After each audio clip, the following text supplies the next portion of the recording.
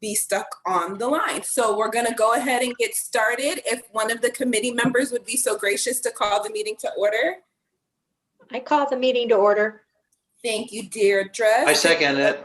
Thank you, Larry. 6:03, and we'll go through the agenda. So new business is reviewing the rules and regulations for the design and rules and regulations, the design guidelines, and I believe the holiday decor is what I sent out to everybody. So let's go around the horn and let's just hear everybody's suggestions, recommendations, and I know there may be some in regards to the design and review guidelines. So since we do have some of those committee members on here, I will have you guys go back to the committee and discuss it with your fellow members and see if that is something that you guys would like to make as a recommendation to the board during their May meeting. But again, let's just go around the horn. Let's see everybody's suggestions and get this organic conversation started. The only thing I was looking through the design and review, and the only thing really I kind of saw that maybe we can change during all this pandemic times is like the workday hours and so forth for vendors. I know it was really hard for me a lot of times to get my landscapers out here at decent times, because now with everybody home and they're redoing things in their yards. We're kind of bidding with these people who have big landscape jobs to get our homes, blowed with the leaves and whatnot. So I know it says till 6 p.m. Monday through Friday. Maybe we can make it an hour more, like to 7 p.m. So especially with the hours of daylight saving times, it's still light at that time.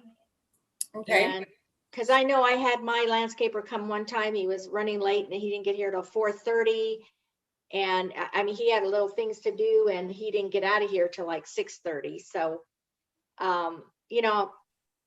it's just happening more, I think, because of these times. So I thought maybe just changing it an hour later is what I'm thinking. I would implore the DRC and maybe your management liaison just to just check with the city as far as noise ordinances and stuff like that, just to ensure that your contractor isn't getting in trouble and not causing issue or complaints with the neighbors just because they may be versed in what the time should be as far as working hours. So I would just say implore you guys for that. If that is going to be a point of discussion for DRC, I would definitely say just as a recommendation to have them look at the times and just making sure that is something that we can do. Okay. That was all I really kind of saw in there. I think everything else, well, what I see is okay, but somebody else might have something else. Okay, that's perfect. Thank you. Who else has anything? I do. Okay, go ahead, Larry. There's a couple things. We're talking about the landscape design guidelines, correct? So I sent the committee after our last meeting, and let me just wrap it in, everybody who wasn't a part of the last meeting or wasn't able to see the last YouTube of our meeting. But the committee just wanted to review the Master Association's rules and regulations, the design and review guidelines, as well as the holiday decorating policy, just to see if there was anything that is currently written that may affect homeowners during the pandemic. Obviously, we don't know if this is going to be our new normal. And so we wanted to just see if there was anything that needed to be rewritten or recommended to the board to look at as far as, any policies or enforcement that could affect a homeowner, especially due to the pandemic. And so that's what we're going around the horn for. But if there is something in regards to the design and review guidelines that you saw, we can definitely talk about it. There's no harm in that. Okay, there's a couple of items that I would like to discuss. Under 3.2, landscape design guidelines continued. Under trees, it still says that we're required to have a minimum of 2 trees in the front yard. And I think that needs to be revised, given the fact that the board has approved a 1 tree minimum. Now, is that the ones that I sent out? Because the ones that I Yes. sent out, okay, so I do apologize. still in I there. should have sent out the ones from 2019 when they were revised. And those are the ones that are on the association's website. Does the one say 2019 that I sent out? Well, the ones that you included on the most recent email still states that there's a 2 tree minimum. Okay, Okay. The other item is under shrubs and plants. It's kind of a confusing statement. It says a minimum recommended planting inside and rear yard is 10 shrubs or vines.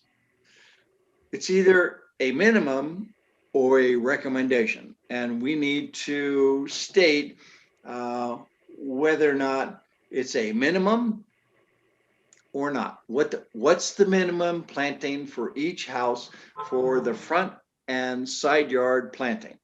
And that statement is still a little confusing, and I know that I have submitted a recommendation to the board that maybe the planting could include very realistic artificial plants to help conserve water.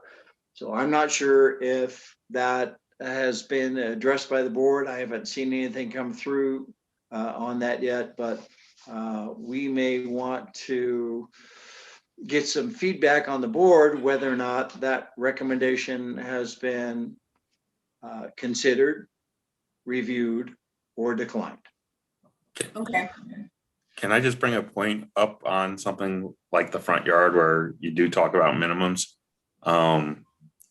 Every developer in this area has a different amount of square footage in the front yard.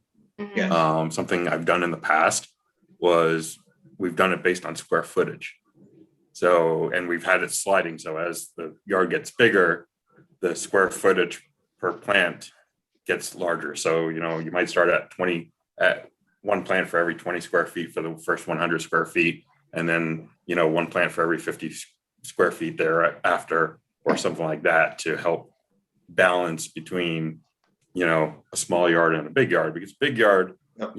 You go the minimum 10 plants, it could look pretty void compared to a small yard that has 10 plants. So Yeah. even the tree, I'm not sure if they just went one tree across the board, that was, but even a tree, and the city actually has the tree guideline based on how many linear feet of street front you have on how many trees you need. So after, I think, 50 linear feet of street front, a second tree is required by the city.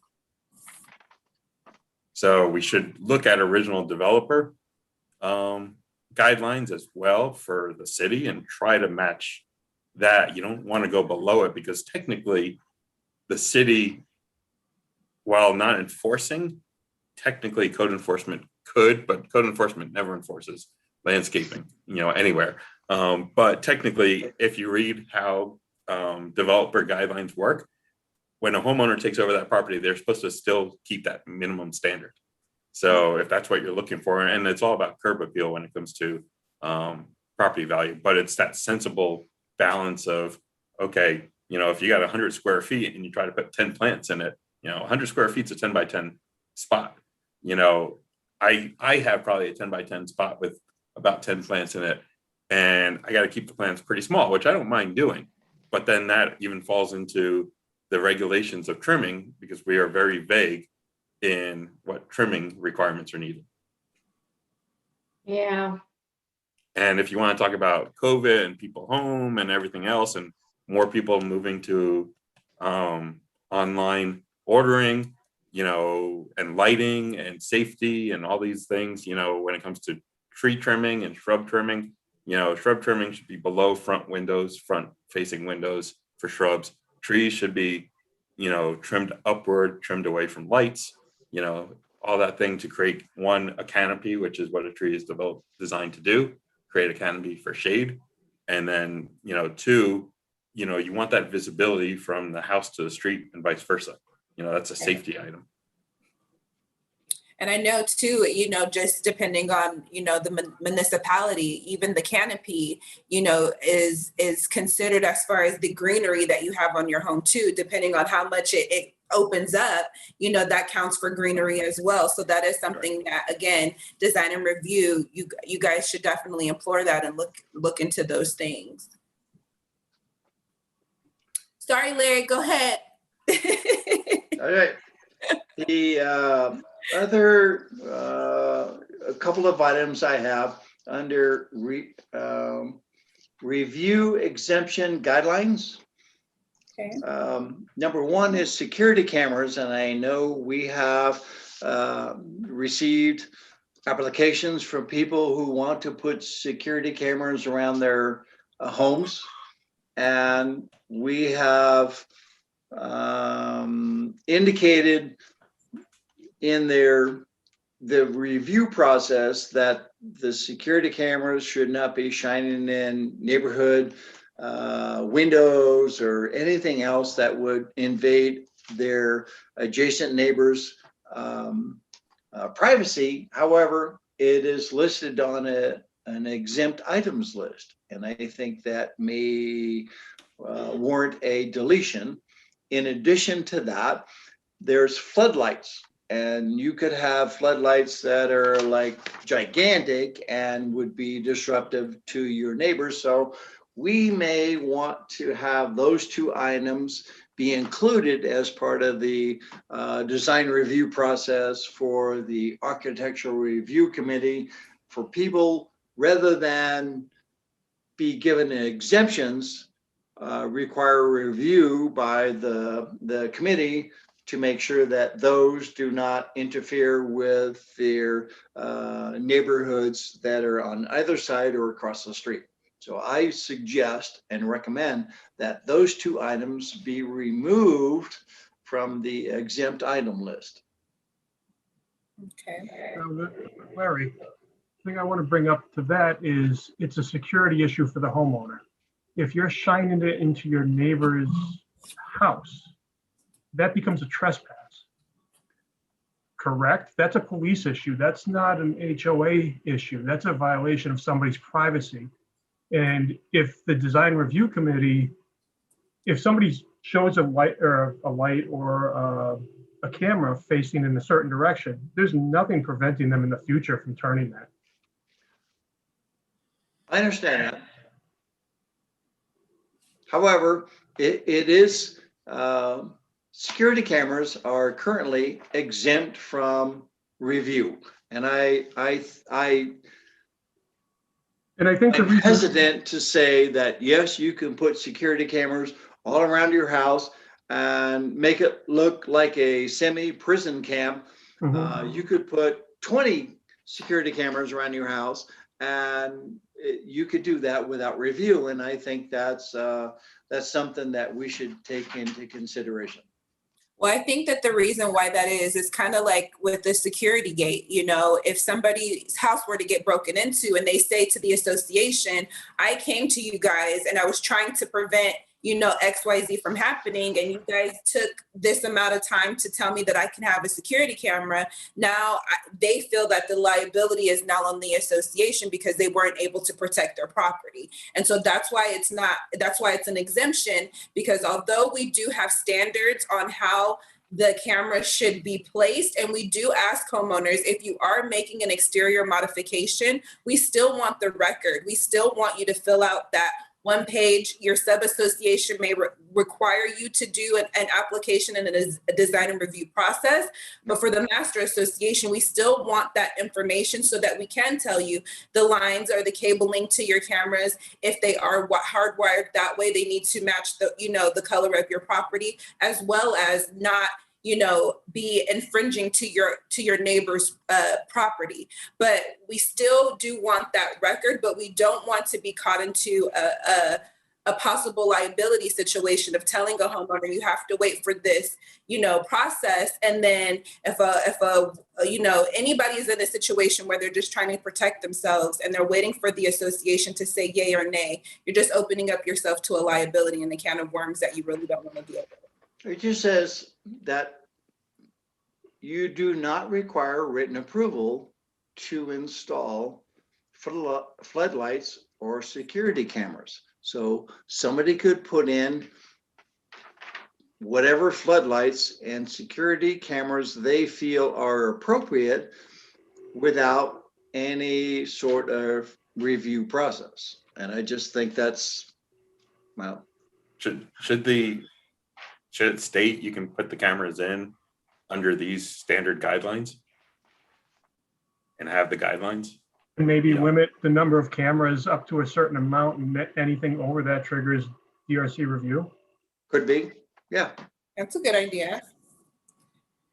I mean, if you say you're limited to 5 or 6 cameras, that should cover most people's front, back, and side yards.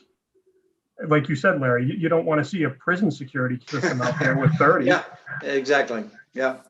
Well, and it should state like a floodlight is a motion activated item and not. Right.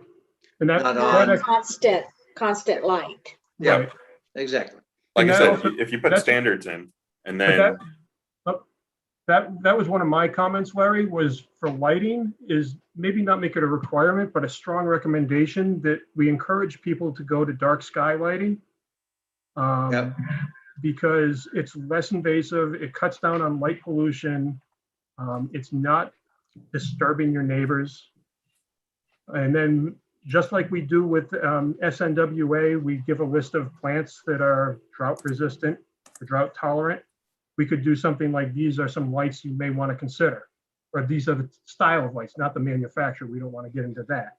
Well, maybe we could suggest or put in the guidelines that floodlights need to be motion activated, not on continuously after dark, because some people could have floodlights in their backyard, as an example, that are on all night long, and their house backs up to somebody else, which would be A nuisance. I'll say it. absolutely, yeah. But that's why I think we should recommend dark sky as well, because if you're sleeping and a floodlight goes on in the middle of the night, Yeah, that's going to get into your window either way. yes, Right. absolutely. Okay. I got it down. one of the The other last things recommendation, oh, I'm sorry, Todd, go ahead. no, just since we're talking about lighting, one of the other things I noticed about the lighting requirements, you talk about lumens, but you don't talk about temperature. So I find that as an interesting thing that you'll write out lumens, but not temperature. But that's a really individual choice though, isn't it, Todd? I mean, some person's 2000 is, they love it and other people hate it. It's ugly as But- hell. And then 6000, some people love it and other people are blinded by it and hate it. It's, it is possibly by choice, but you drive down a street that has all sconce lights on it, and that one that is at a 6000 where everyone else is at a 3600, it's noticeable and it's definitely different. I'll tell you, when I moved in, I switched out my fluorescents. I had a couple LEDs, but they were 6000, and I came home one night and go, oh no, I got to order 3600. It's out of experience. I stuck out, and that comes back to, 3600 does just fine as front home lighting, long as you trim the trees, trim the bushes so that the lighting isn't interfered with. So if you're going to require that, hey, it's 4,500 lumens, why aren't you requiring temperature? Because temperature does play a part in throw. I guess, I don't know, lumens and temperature, so I just know light, The lower the temperature, the more yellow it is, the brighter, the more white or blue it becomes. Oh, I see. Your house, your normal light inside the house is around 4,000 temperature. I see. A really bright white light. Now what they're putting on highways, because it does illuminate better on highways, is closer to 6,000, 5,600. I'm not sure that the average homeowner in Providence would be able to tell the difference between what you're talking about tonight. I'll tell you, you go to Home Depot, Lowe's, they have lamps that show the demonstration. Yeah, I'm just, and if you pick up the wrong light and you bring it home and you put it inside your house, you're gonna notice. I know what Todd's saying, because you might not know what it means. And if somebody says 3,600, 5,000, 6,000, you won't know what that means, but you'll sure know when you see it. Yeah. Yep. Yeah. And like I said, one says, one's like daylight and the other is like warm light or something. I forget what they call them when you go to Yeah. the store. Sorry, Well, I we deal with a can- lot of LED lighting, so I know all the temperature ranges. Soft lighting. Soft Soft lighting, yes. lighting. Yeah. Soft lighting Yeah, is when you go to the store. How about The that? soft lighting is How about normally soft what you lighting use inside. as opposed to temperature or so? Yeah, we can recommend, that would be a good recommendation. Okay. All right, The Larry. last thing that I have, hate to be a big pest, is on setbacks. The current guidelines state measured from sidewall or property line if there is no wall.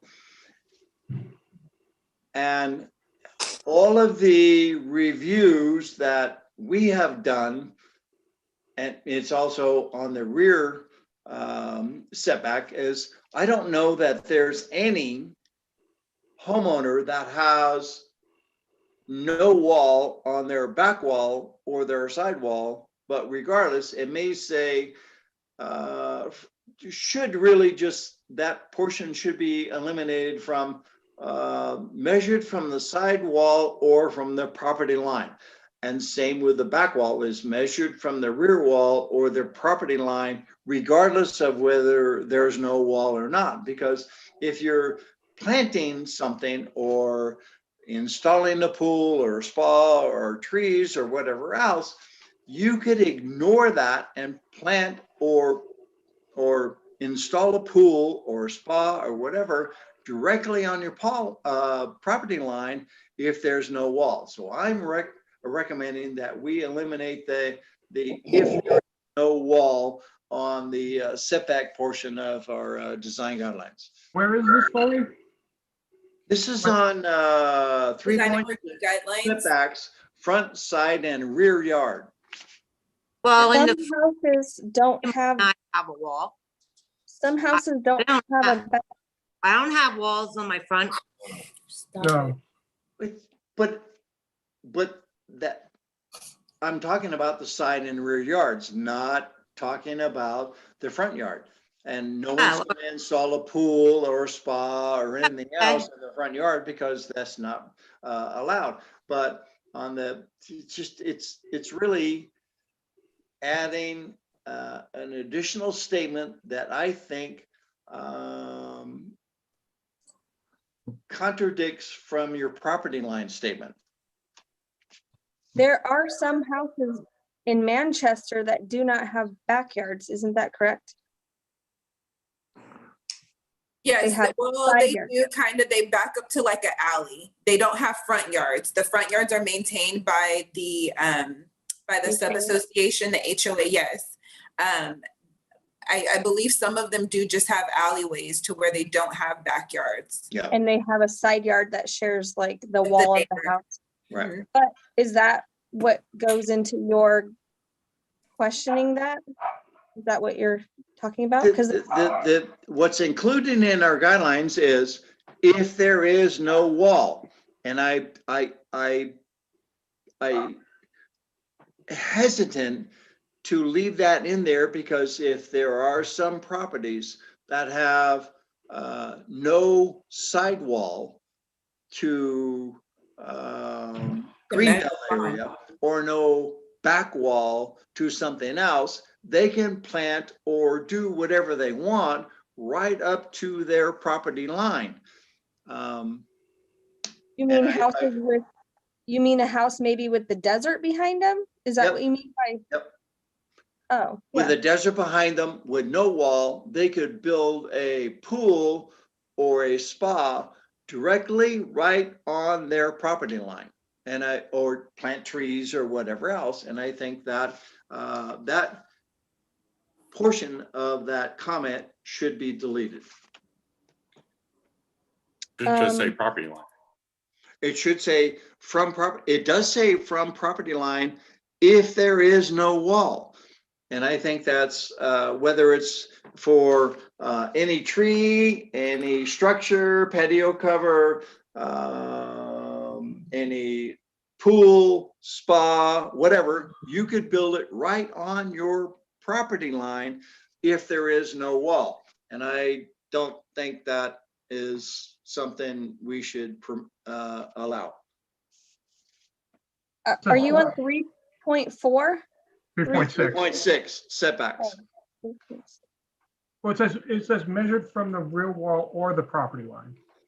It should say from the sidewall or property line if there is no wall. Mhm.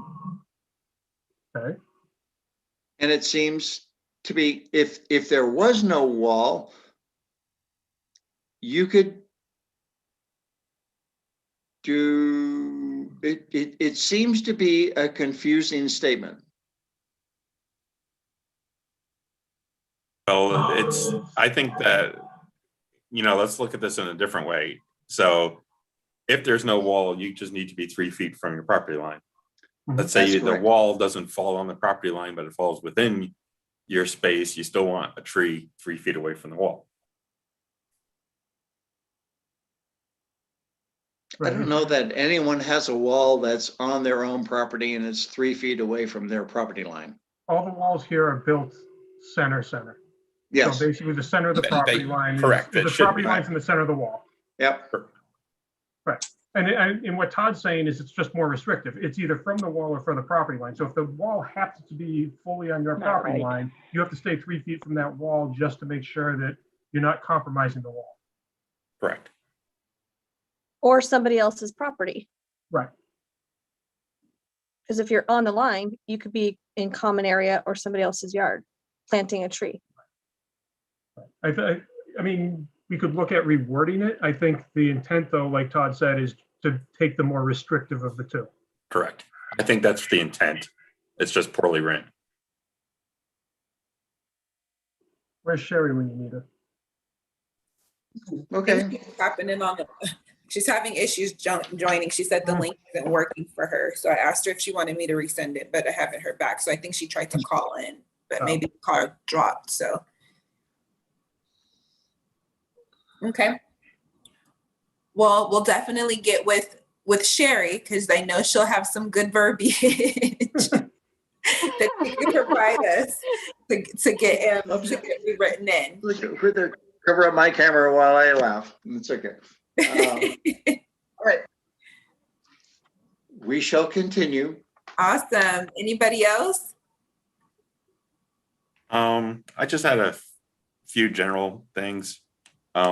Going back to some things are very detailed, some things are shy of detail that I've noticed.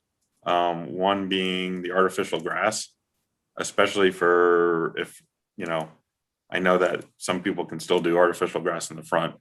The notation on the artificial grass, you talk about kind of color, but there's nothing talking about either weight or length of the grass. So while you say AstroTurf can't be used, there are still very short, lower grade artificial turfs out there that, while the color might look real, overall the appearance is less than ideal, especially for the front yard, not necessarily for the back. I think we discussed this last time, right, Deirdre? The last time NAC and DRC got together, and I think it was basically they wanted a sample submitted to the DRC. Right. Would that suffice, Todd? It just causes a lot of back and forth, I think, with people. So at least putting a recommendation of weight or blade length is a good idea, especially for the front yard. Like I said, the backyard, I would be less restrictive compared to the front yard curb appeal. Well, you can still have some ugly artificial grass and have it a nice heavy weight. Yeah, but the quality, I think that's why there's still a requirement for that. But, I think at least setting a a length for the front, because AstroTurf, I know what AstroTurf is, and I haven't seen that out here, but I've seen some pretty short, in my days, artificial in the front that just looks out of place. Well, I do know we actually got some turf in our front yard, and our landscaper, and maybe it depends on landscapers, but he showed us what he felt was the best for the front yard, which was a lot better than what we had in our backyard. So, so I think they more or less kind of, because we don't know, and they show us, and then they even showed the difference to us, because my husband said, well, what's the difference? And they were showing us the difference. So the one we have in the front, I think it looks pretty real, and it's, nice thick, and it's for pets, and it's also has the odor control if pets go to use number 1 on there. So, it's kind of, that, but that was a suggestion from our landscaper. So. Right. So some lands, that landscaper obviously, cared about quality over Right. necessarily making a sale. Sometimes you get Correct. landscapers that'll know someone's budget and go, okay, I can do it for this, No, exactly. Yeah, and that's exactly. more the thing, is just at least giving that expectation. And then a secondary thing to the artificial then links over to your rules and regs is just because you have artificial in doesn't mean that it's zero maintenance. It does need to be raked, otherwise it gets flat. Right. Things like that. There's no notation of anything in the maintenance side of the. It does say the turf must be maintained to original installation. Right. So if it starts to melt from a window, or if it is getting faded, maybe the sun discolored it. It does have Yeah, that. it's it's the matting down. Like, people just think, oh, it's matted. It's still my original. It says that it must be maintained, so. Well, like I said, the problem, that I'm just coming across where I've been, I did this for a long time, and even when, perfect example is when we did when we did updates to our park rules at my last place, I met with, I'm trying to remember her name, Kathy from Metro. She was the, neighborhood safety person that would meet with people. And she goes, you don't do dusk to dawn. That's too general. You say 6 a.m. to 10 p.m. That's specific. And in here, you got a lot of specifics, and then you got a lot of must be maintained. Well, what's maintained mean? And in one person's view, that's one idea, and another person's view, that's another idea. So just, more to those type of things is kind of what I see lacking in some areas. Like I said, the artificial, the lighting, what trimming means. Used to get in the argument all the time with homeowners. Well, the bush grew. The bush is natural. It's growing. That's good. But it doesn't, look nice. It doesn't have that curb appeal. It's growing into other shrubs that shouldn't be mixing and matching. And, so it's all to interpretation. So putting small specifics in there, not necessarily to be the big bad guy, but at least to set a little bit more standards. So there's a little less discrepancy, or a little less, allowance for interpretation. I can understand the desire for the Providence Master Association to provide this really broad and very restrictive umbrella, but we have individual communities with individual design review committees that determine whether or not it's appropriate in their individual neighborhoods. And I'm kind of hoping we can come to a point where we have some general conformity within our Providence community, but I don't want to be so restrictive that we say you can only plant this type of artificial, or install this type of artificial turf if it meets this type of look and everything else. It's like, we're clamping down as the big brother when each individual community should have a greater control over what goes on within their neighborhood than what those of us who supposedly know more than the rest of the people dictate. I'm getting a feeling that we're like trying to squeeze the individual communities, and we may get to the point where we get substantial pushback from individual communities, or they ignore what we as the Master Association publishes as our recommendations. And these are really only recommendations. There are some things that are that we can enforce, that we can assess, that we can provide assessments to individual homeowners. However, we're taking individual community control away from them, saying, you will do it our way or the highway. And I think we need to be a little more flexible in the type of weight of grass, artificial turf in the front yard, and that type of thing. We're just like, loosen up a little bit. Well, and I get where you're coming from, because what happens. I get where you're coming from. So then the question is, okay, for the master, what are the things that we want to regulate to a certain level, and what are the things that we don't? Because certain things in here that are regulated to a very fine detail, I think is easier to give to control, while other things I think, are, less detailed that might want better control. And I think exactly what you're talking about is you're talking about controlling individual neighborhoods. And I, as a board member and a president of my board, I find that offensive that you want to control my neighborhood, my decisions on what type of artificial turf somebody should be. It's got to be this type of look, got to be this kind of weight. I'm not using. I find that offensive. Well, you're using, when I say control, you're using, maybe You that's said control more than once. Well, but that's, sorry for the poor choice of words, but to set standards. Okay, so when you're looking at setting standards, there is a master, there is a sub. This is throughout the country. There's masters and subs, and masters do set standards. So then the question is, to what level do you want to set the standard? Because in certain sections, you have it very restrictive or very detailed, and in other areas, you're very general.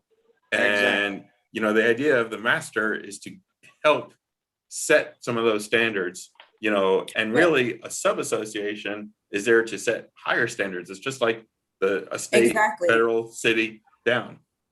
And I think too, just to that point, and I want to just kind of wrap this up in case if somebody else does want to speak. But to your point, Todd, yes, especially in the CCNRs for the Master Association, we may not have a guideline. So we do have to be a little bit more flexible as far as what the standard is, because we can't enforce it. And so sometimes it's the same, it's vice versa. The sub-association may not have anything in their guidelines or in their CCNRs that they can enforce. And so they go back to the Master Association.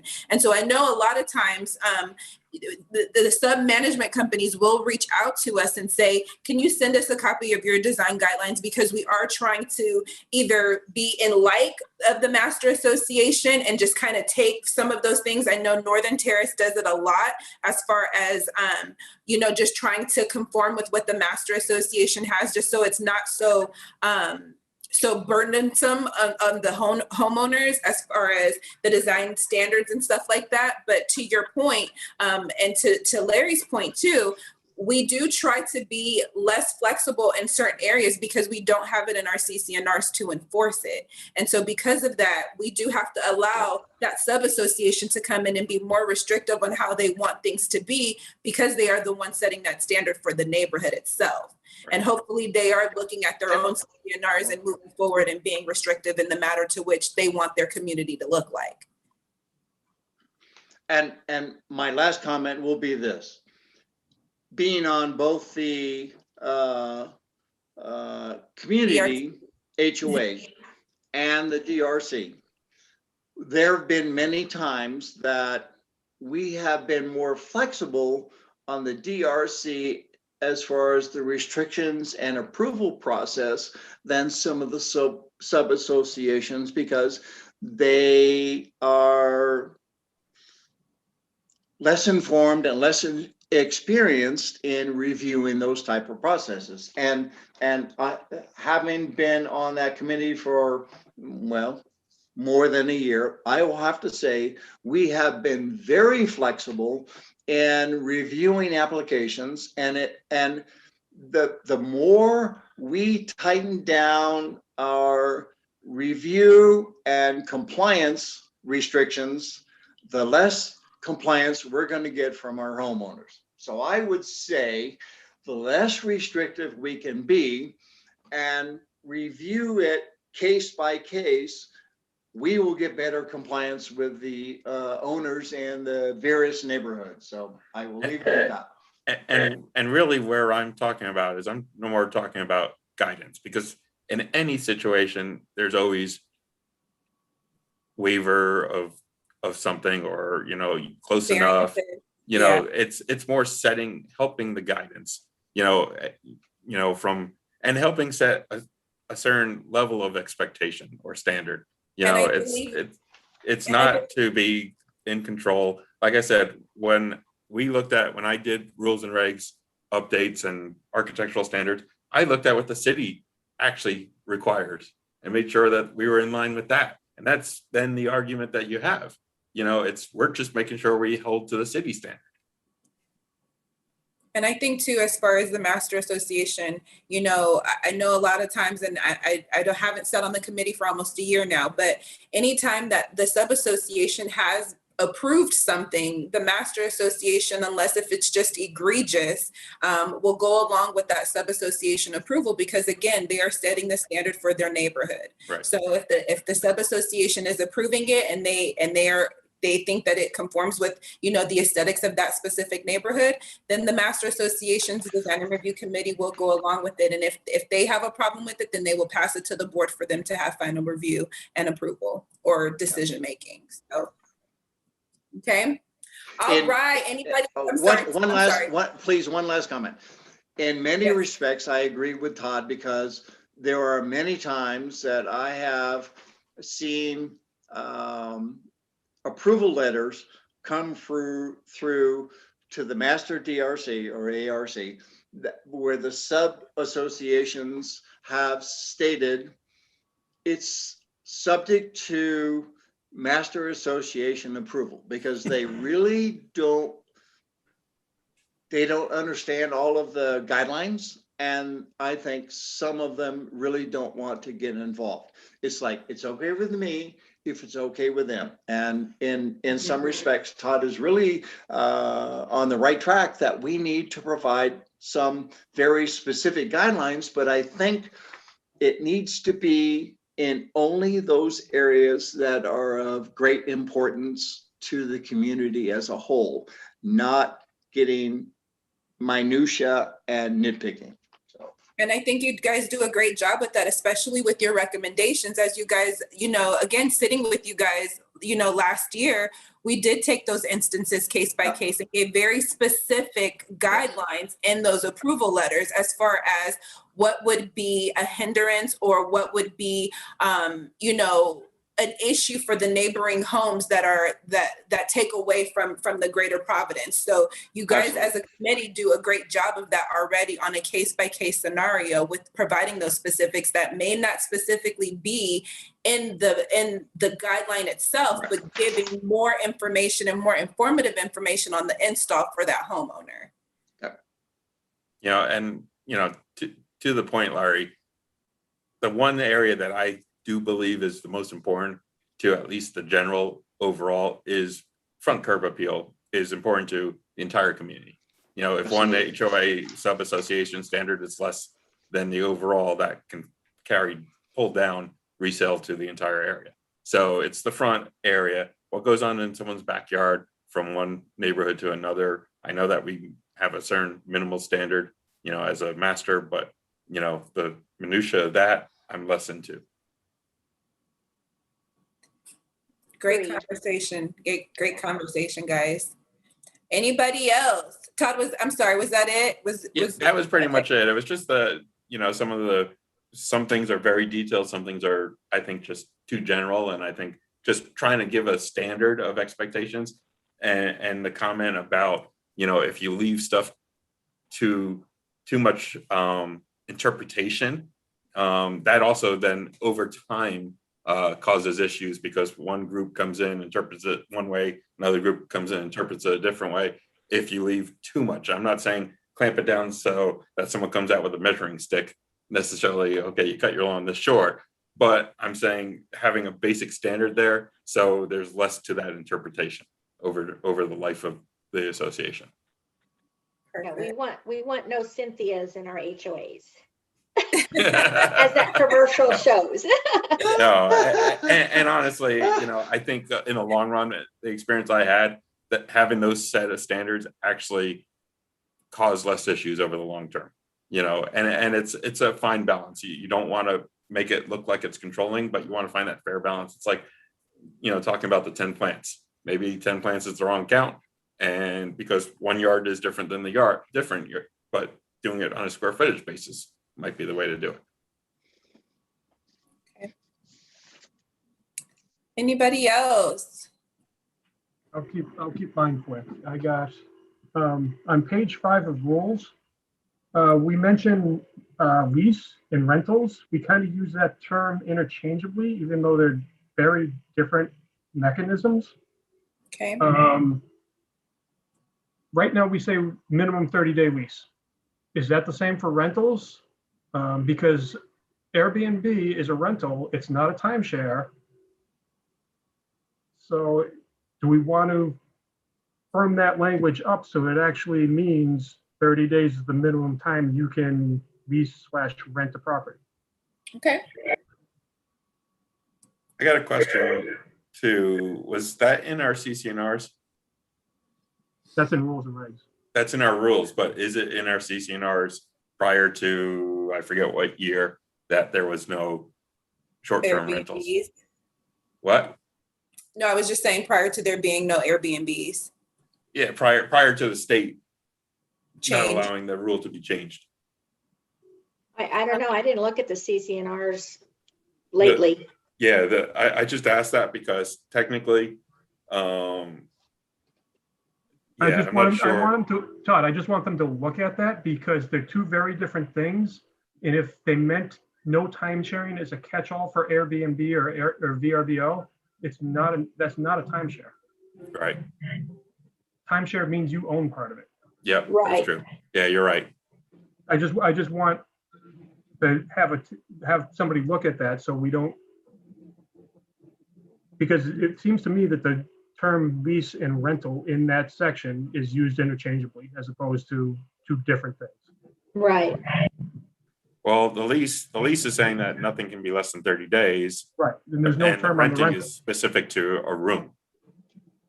Right. But there's no term on the rental. So I could rent your house or Larry's house tomorrow for a day. Correct. Yeah. I see what you're saying. And the other thing, Felicia, was on rules and regs, we have to update the park signs because it clearly states no horseshoe or horseshoes, and we have a horseshoe pit. So on that, I listened to the meeting and I forgot to respond to the board about this. Mhm. They were going to say just horseshoes. It should just say in general, like use of horseshoes in designated designed area. Yeah. It shouldn't just say horseshoes are allowed in this park. No. But right now it says no horseshoes. No, I know, but It's it the came point. up at the last board Right. meeting and they were talking about how to change the verbiage on that sign. Yeah. And it shouldn't just be a general allowance of horseshoes at this park. It Right. should be horseshoes within the designated properly. And maybe we should put a sign that says horseshoe pits. Area. Yeah. It's like I said, it comes down to verbiage. I'm a big stickler when it comes on verbiage. I've done a lot of contract writing. I'm listening, guys. I got it.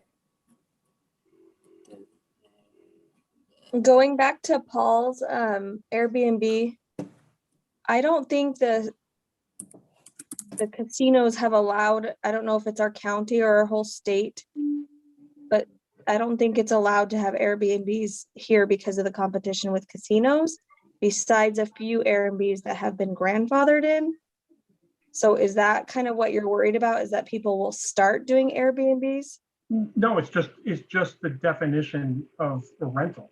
I mean, whether it's Airbnb was just an example because underneath it, it looked like an attempt to prevent Airbnb said no time sharing, which is a different thing altogether. Right. We give a duration on minimum lease time, but we don't give a duration on minimum rental time if somebody wanted to rent a property. I think I was looking at where you were talking about, but didn't it say like no rentals at all unless it's the entire unit? Right, it's in the entire unit, but it doesn't give a duration, Rashan. That's what I'm looking at, is the duration. Oh, Clark, and just so you know, Airbnb is restricted within Clark County unincorporated, but within the city of Las Vegas, unless I forget if they totally struck the law or if they just put some more restrictions in place, but city of Las Vegas does permit Airbnb, at least they used to, but they had to be licensed and registered. Yes. but Clark County does not. And is that what you're saying? Yeah, the Unincorporated Clark County. unincorporated sections of Clark County is. Right. Anything south of Charleston.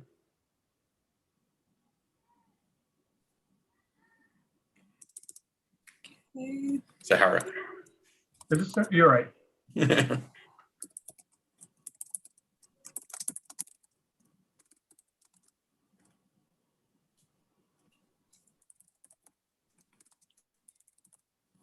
All right. Sorry.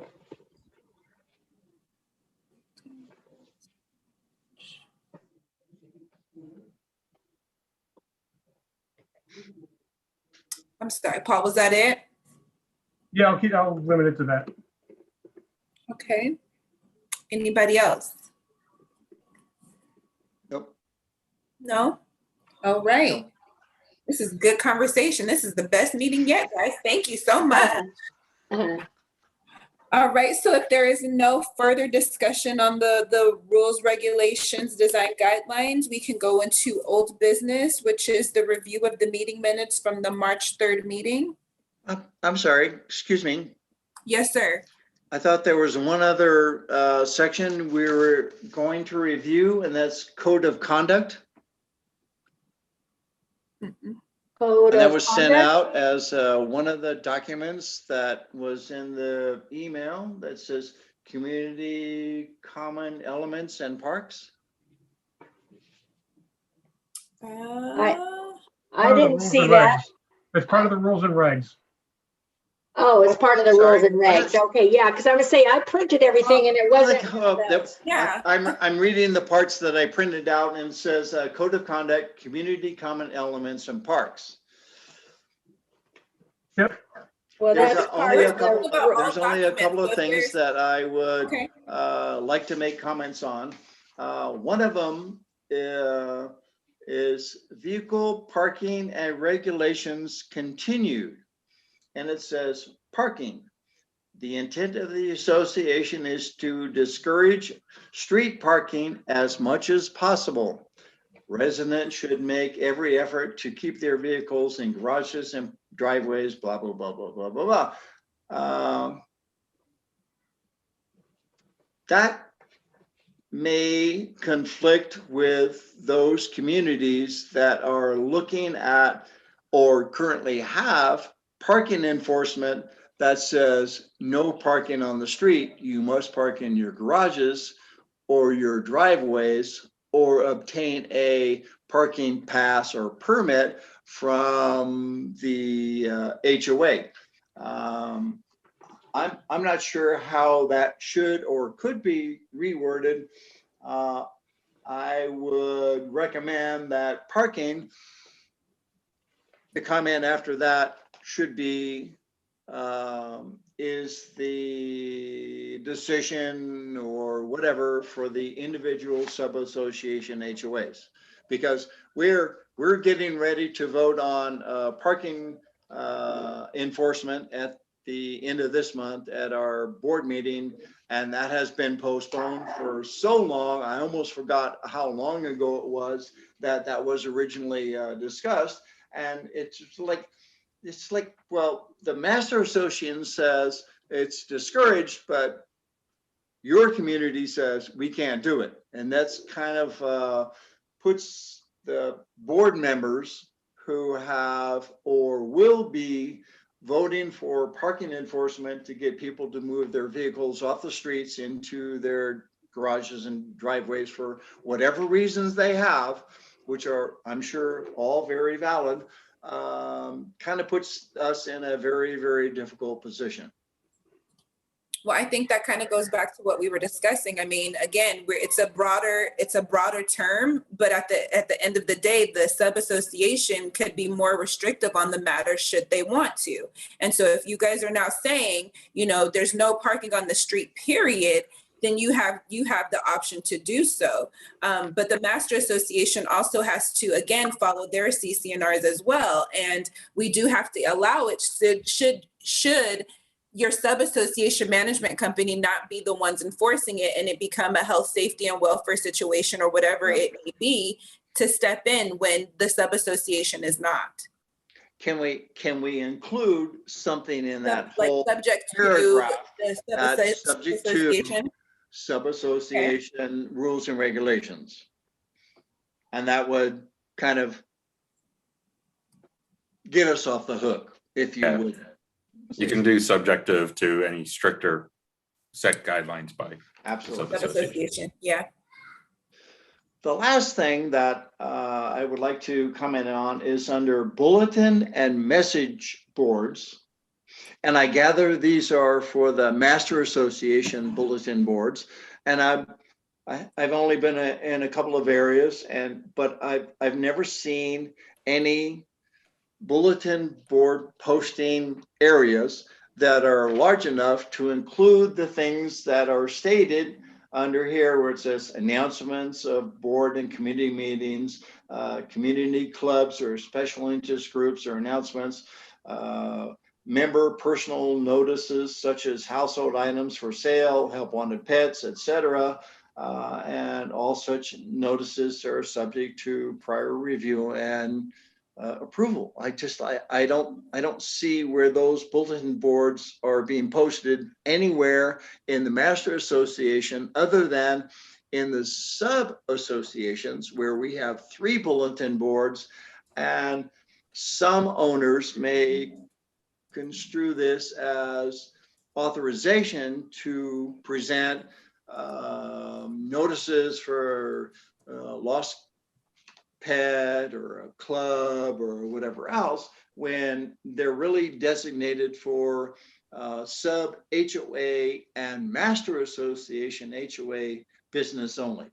Is there something that can be done to revise this whole statement that, yeah, I don't know. Most people who would read this would say, well, yeah, if my cat's gone, I can post a bulletin in your bulletin board, because it says right here in the community common elements and parks. And our sub-association is one of the common elements, and we're not going to go down that road, because we're not going to start posting clubs and lost pets and all that other stuff on the bulletin boards that we've installed for community information from the HOA, and that's it. I think that your sub-association owns that. It's not common. Right. It's owned by your residents, not Providence. It's a community common element for Providence. Inside your sub? Yes, absolutely. And then jurisdiction falls under the sub. The jurisdiction think- does, I'm sorry. I have Rachel. no right. Yeah, I have no right to go into your sub and post stuff and be like, I pay for this. I only pay for my sub. There are some, so let me just give a little background. There are some sub-associations that do have bulletin boards that are maintained by the master association. So they did Oh, come to the association and they do have an agreement with the master association that they signed off that specifically stated if there is something that they want in their bulletin board, it does have to come to the master association. It has to be a specific font, has to be specific lettering and all of that stuff. To Larry's point, I understand what you're saying as far as the information that some homeowners are wanting to put. And again, they do have to go through that approval process, but it really comes from the management companies as far as the information that they want disseminated and put into those message boards. So a lot of times it is when their next board meeting is going to be, if they're going to have, not an open house, I'm sorry, but like a garage sale or something, if they're not doing the one that the master association puts on.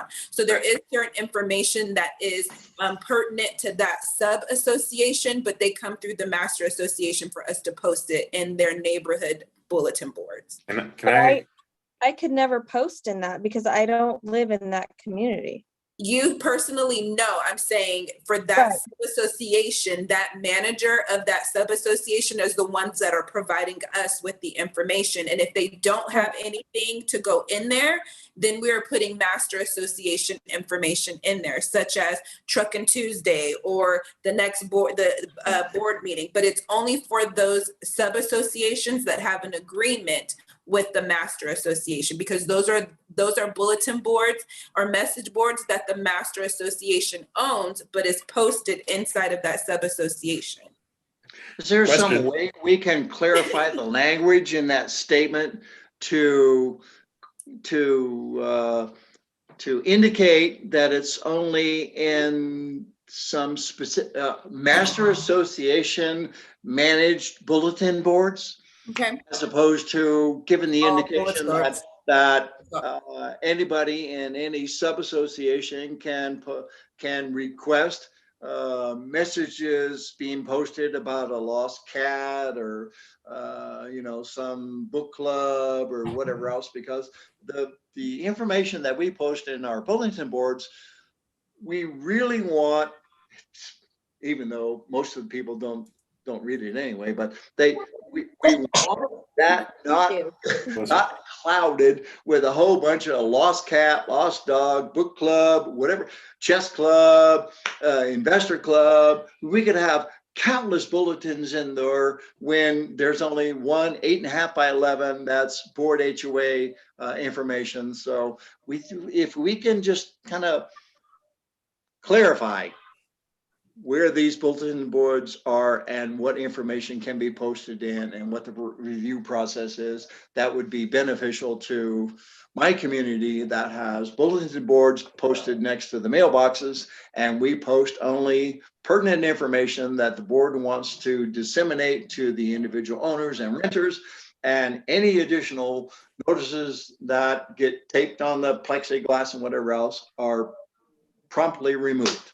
So I deal with that every week. Somebody's posting some lost cat, or you got a barking dog, go on the YouTube or website or whatever, and you can find this barking device. I'm like, I'm tired of tearing all this stuff off of bulletin boards. And if we continue with this or publish this, which has not been published in my welcome to the neighborhood community, we were like flooded with it. We were like covered with individual stuff that's not pertinent to HOA business.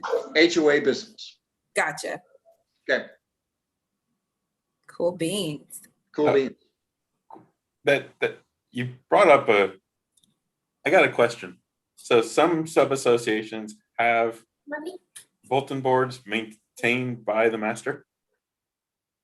So when you say maintain, you mean like if they become disrepair, or do you mean like the information that we put into them? Is it just information? Like, is it just like, how's that work? Because if you guys have control of it, or if the master has control of it, doesn't the master maintain it? If there becomes an issue of it, then yeah, I mean, if it needs to be repaired or something like that, yes, absolutely. So how does a sub-association get one if they don't have one? If they wanted one, then they would just say, hey, we don't want to use this bulletin board anymore. We're going to get our own. But I'm saying if a sub-association doesn't have one, but they want to get one, but they want the master to pay for it and, you know, and deal with I'm just asking because I'm sitting here going, you know, this is a can of worms right here. So since I've been with Providence, I have not been a part of the process of installing a bulletin board. So I wouldn't know the specifics on how each individual sub-association got a bulletin board. I wasn't here, but I just know that specifically as far as the information that does go in there, yes, either the management company does provide us with what they want to go into that bulletin board, or it's the information that we put into all of the bulletin boards, whether they be in the parks or inside of the sub-associations themselves, as far as the master association events and or meeting notices. Don't we have some sub-associations that have no sub-HOAs? There are some that are Benefited Oxford neighborhoods. Commons. absolutely, yes. Yeah. And would that not apply only to those sub-associations that have no management or no sub-association board to handle their affairs, but those are handled through the master association? Would that apply only to those communities? Benefited communities only? I'm not, so rephrase your question. I'm not understanding your question. So if it's a benefited community and they want a bulletin board, they would come to the master association and say, hey, we need a bulletin board, or would like a bulletin board to help communicate information from you to our owners, renters, whatever else. But every other sub-association has a different management system to help with that communication effort. Correct. And what I'm reading in here is that it's only those benefited communities that would have a bulletin board that is paid for, installed, and maintained by the master association. Correct. So the only ones that do have those bulletin boards are the benefited communities, not a managed sub-association. So I do know Oxford Commons and Easton Place both do have bulletin boards, but I also know just in specific, like Chestnut Hill and Barrington Manor, they do have bulletin boards in there. And their management companies do send us their notices as far as their meetings and stuff and events that they are putting on with their community. And those were installed by the Master Association based off of the agreement that they signed. Oh, okay. So it's an agreement from individual sub-associations with the Master Association to manage and maintain whatever bulletin boards are posted throughout the community. And it could be one at the entrance gate, or it could be multiple throughout the community. So the ones that I've seen, so like Chestnut Hill, they have it right at the entrance of their community, right by their pocket park. And majority of the time it's within the common area. Sometimes they're by mailboxes of a sub-association, so that people are seeing that information and it's right in their face. They can't say that they didn't know about a meeting because it's right by your mailbox or it's right by the pocket park. Obviously, the management companies, I'm assuming, are definitely sending out their mailing notices pursuant to NRS 116, but they also put it out there just so that homeowners do know that something is transpiring and taking place. But based off of the agreement that they did sign with the association, yes, it is something that we maintain. Right. Okay. So I'm asking, like, because all of us are supposed to represent, you know, a sub-association in the area, you know, what would prevent all of us going back to our boards and saying, hey, we should approach to get, you know, a board put in because, hey, communication should be something we're sought after. I mean, they definitely could, but I think sometimes, again, to Larry's point, you're taking away, some boards may feel like you're taking away my sense of community, because now the Master Association is involved with the information, certain information that can go into those bulletin boards versus us having full control, and we can put the information that we want to put in. And that's why a lot of sub-associations don't have a bulletin board, either because of the cost or because they just don't see the benefit because they're not the ones that are controlling it. To Todd's comment, let me say this. The small amount of money that we paid for the 3 bulletin boards and have them installed, the last thing that I want to do, no offense, Felicia, is to have the Master Association control what information gets posted in those bulletin boards. Oh, There is no way in hell I'm going to relinquish that control for $500. So just erase that thought from your little.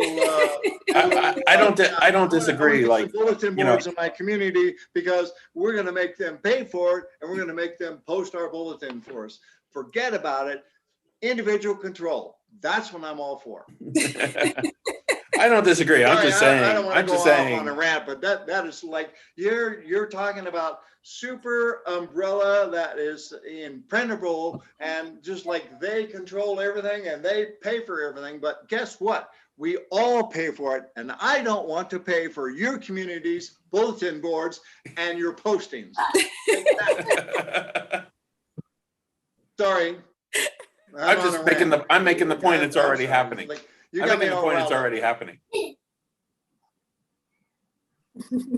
Well, I've you already would paid never for- known if she hadn't said anything, so.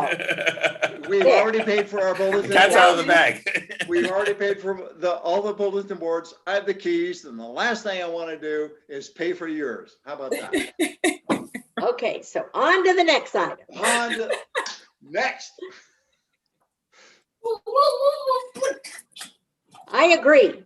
Yeah, he wants to be a part of the meeting too. Larry, you got him fired up. Oh, sorry. Don't make me pay for your information.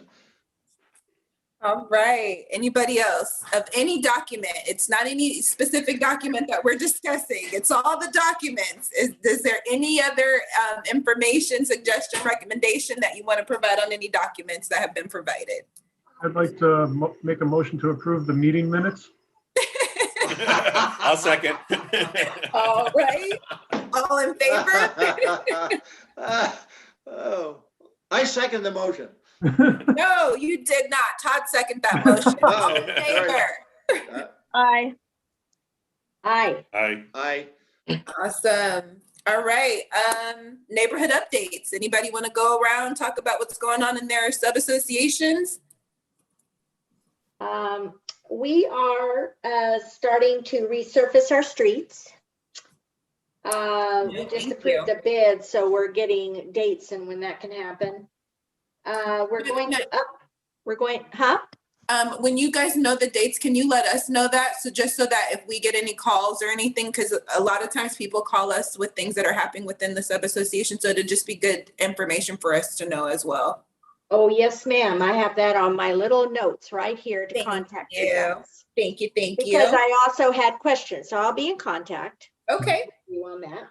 And then the other thing is we're updating the street lights to LEDs.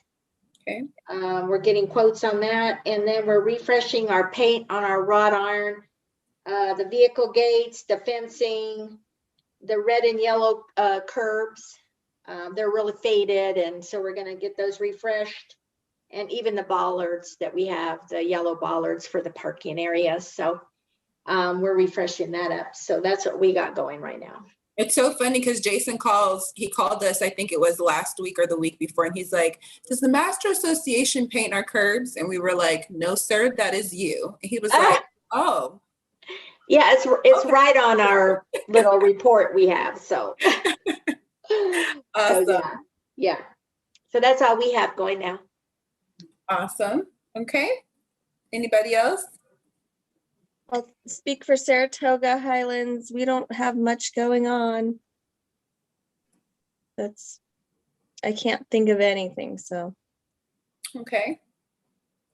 Larry from Brighton, we had our monuments repainted, and once that was done, we received countless positive comments from our on our Facebook page. People looking at the monuments never even realized that there was a road in the middle until that whole thing was repainted. So we've gotten a lot of positive comments on that. We had some street maintenance done where they were sealing the cracks between the asphalt and the concrete curbs. And even though we had delivered notices to every individual house within the community stating that there's no street parking on that specific day, any car that was parked on the street would be towed, and it was a minimum of $320 to have to recover your car. The morning of the repairs, we had 20 cars parked on the street. Oh my God. Isn't it amazing? Yeah. That's one of the reasons at the end of this month, when we have our board meeting, that no doubt we will be approving parking enforcement to get people to get off the street. We have 157 homes, and we have on average more than 60 people parking on the street every single day.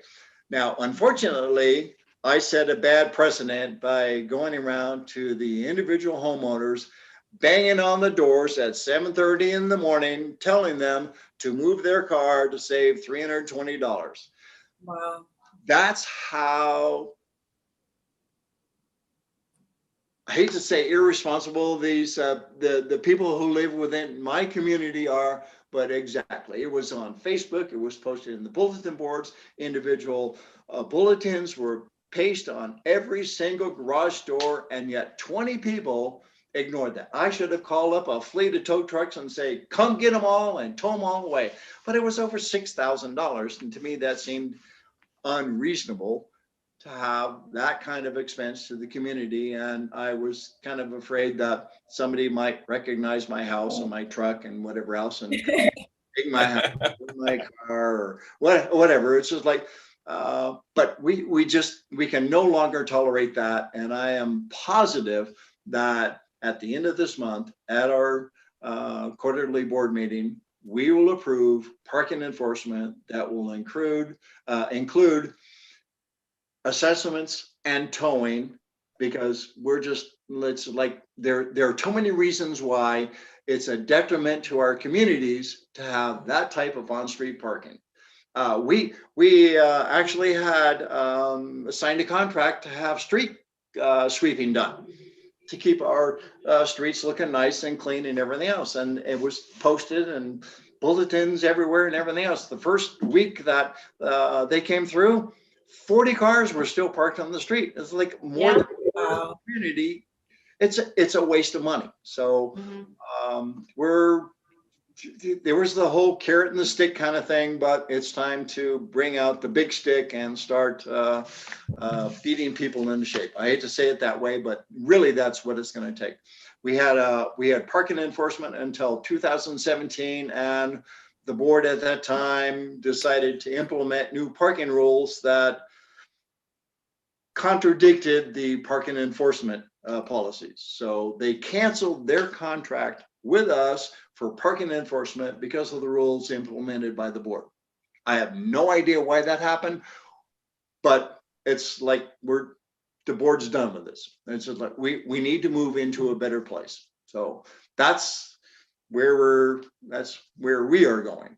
So Larry, just to add to your parking, we have over 300 houses in my community, and we have about 9 cars on the street every night. And we do have parking enforcement. So hopefully your 50, 20 cars, whatever, gets down to a few. I really hope. It will take a while, but Yeah, I hope it that's does. what we hope for. and 'Cause Larry, your community is half my size, it sounds Yeah. like, so. Yeah. just so you know, it'll be a good fight. I wish you luck. My last HOA, 1,600 homes. We had no parking on Tuesdays from, on the street from a certain time for the street sweeper, or, and, every week we still towed cars. And they got multiple warnings before they got towed. You know, it wasn't just 1 week and then tow. It got multiple warnings. And when it came to slurry, we used to have security out at the sections that got slurried. Otherwise, people would move the ropes and drive over the new slurry. Mhm. Yeah. I can hardly wait for our July board meeting, because I'm sure You're gonna there are have going to it be a burned out. lot of people unhappy, even though we're at the end of this month, even though it's virtual, we will have zero participation from any of the owners. And Yep. everybody has already received the agenda, so, you know, if you You know don't. how it goes. The squeaky wheel gets the Rules. grease. You know how it goes. I know how it goes. Too late. Too late. They should have said something a long time ago. Oh, leave that woolly dog. All right, I'm done. Right. Sorry. No, you're good. Thank you. Anybody else? Just a reminder, I hear a lot of people doing slurry and curbside painting. I brought it up a year ago or so. Your fire hydrants, see what color they're painted, and you might want to find out if they're actually city maintained or private, because the different house color. 2 down from me was the house that caught on fire during 4th of July 2 years ago. And the fire hydrant when I bought the house was yellow. It is now red, which means that it's a private fire hydrant, which means that the HOA or the sub association is then responsible for having those checked for pressure. And so you might want to check when you're painting, that way you can get it properly painted and then get it under contract. So Yeah, actually, I did that when you mentioned that at that one meeting. And I came back and we checked with the fire department, and they do maintain it for us. So we were at the right color. And so but that helped knowing that. Look at all this knowledge going around. I Love know. it. And know. the meetings I know. are helpful. They really are. You take things back, to your Absolutely. boards or whatever. Because at that time I was just on this committee. I wasn't on a board. So I did take it to one of the meetings, and so we did check it out. And that is even helping us, because now when we do get these repaintings, they're coming out to maintenance our hydrants in June. They will also repaint it after they maintenance. So we don't even have to get those painted. One less thing out of the association budget. Right.